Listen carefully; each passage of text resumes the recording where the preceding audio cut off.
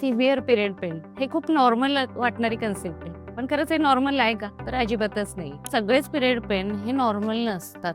Rather जसं मलमूत्र विसर्जनाच्या वेळेला आपल्याला त्रास होत नाही, त्या पद्धतीनं मेन्सेसच्या वेळेला सुद्धा आपल्याला त्रास होता कामा नये.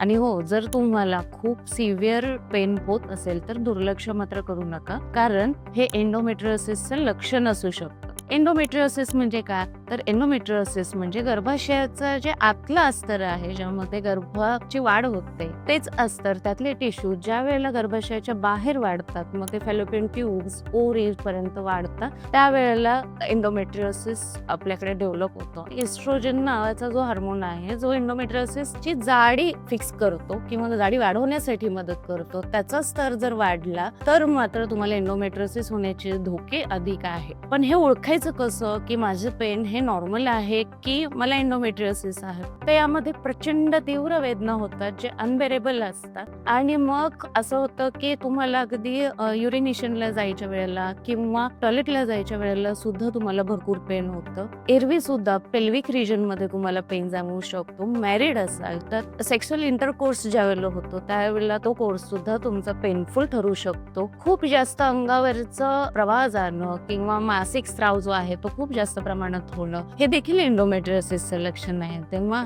जर तुम्ही देखील अशा पद्धतीच्या सिव्हिअर पोटदुखीने त्रस्त असाल तर मग मात्र डॉक्टरांचा सल्ला अवश्य घ्या, आणि योग्य वेळी योग्य ती ट्रीटमेंट झाली तर तुमचा एंडोमेट्रियोसिस देखील कमी होऊ शकतो, आणि आयुर्वेदाने ते सहज शक्य आहे.